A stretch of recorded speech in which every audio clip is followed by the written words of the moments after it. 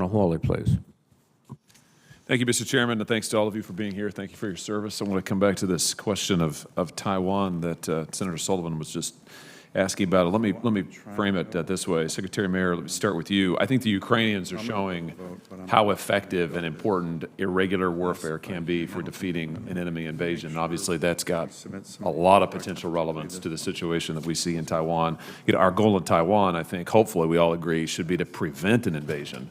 We don't want to be behind the eight ball where we're trying to displace one, but we've got a plan for all scenarios, and so irregular warfare has an important role to play.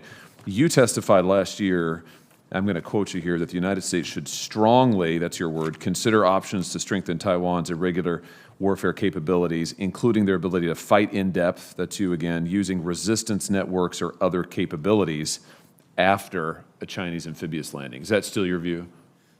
It is, Senator, and I think we're doing more work in that regard as others have testified.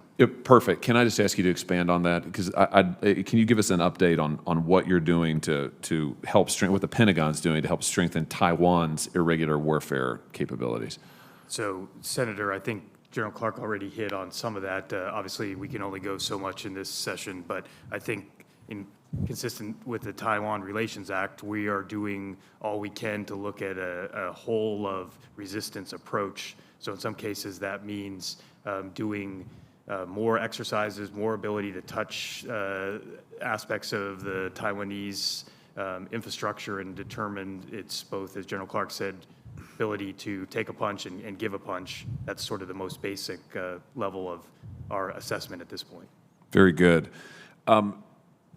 General, you testified also last year that, and you just reiterated it to Senator Sullivan, but you testified that you thought the United States should help Taiwan strengthen its irregular warfare capabilities. I'm assuming based on your answer just a second ago, you think that that's still a priority. Is that fair to say? All in accordance with our policies. But Senator, if I could take it a bit broader. Yeah. It's not just about Taiwan either. It's also the other more than 15 countries that we're working with in the Indo-Pacific that are like-minded, have the same values, and have the same interest.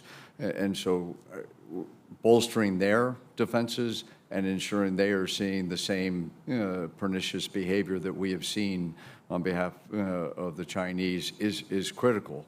Because I'd rather be looking at 15 nations aligned or 20 nations aligned than just one or two.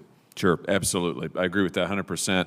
And as you may or may not know, I've introduced a bill called the Armed Taiwan Act, which would create the Taiwan Security Assistance Initiative modeled on the Ukraine Security Assistance Initiative that would help accelerate, the idea is help accelerate Taiwan's deployment of critical asymmetrical defenses.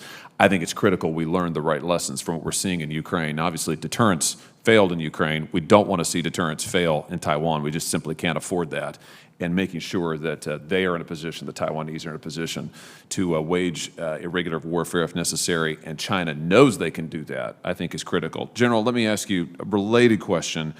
What role do you see SOCOM playing in helping to deter or, if necessary, defeat a Chinese invasion of Taiwan? Senator, I describe our role in that as the war around the edges, and being able to hold hard targets at risk to ensure that we provide the National Command Authority those options. And that is set up by conducting reconnaissance and ensuring, as I addressed to other members, building the undersea capabilities that we need today, ensuring that we are postured in places around the globe that can pull that. That's combining elements like cyber, space, and special operations forces together to provide unique capabilities for our nation. Let me ask you if you've been able to use any resources freed up from our withdrawal from Afghanistan to invest in more capabilities relevant to the Taiwan scenario. Senator, we have put additional forces into both the Indo-Pacific theater and into the European theater over the last 3 years. I'd say we started the rebalancing of some of the soft requirements based upon the 2018 National Defense Strategy that identified the threats from near-peer competitors. But I guess my question is, has the withdrawal from Afghanistan, has that freed up resources that you've been able to repurpose to this theater for this pacing scenario? I can't draw a direct correlation from one to another, but fundamentally, we do not have as many people in Afghanistan, today. We have no people in Afghanistan today. Got it. I've got some additional questions that I'll give to you each for the record. Thank you for your service. Thank you for being here.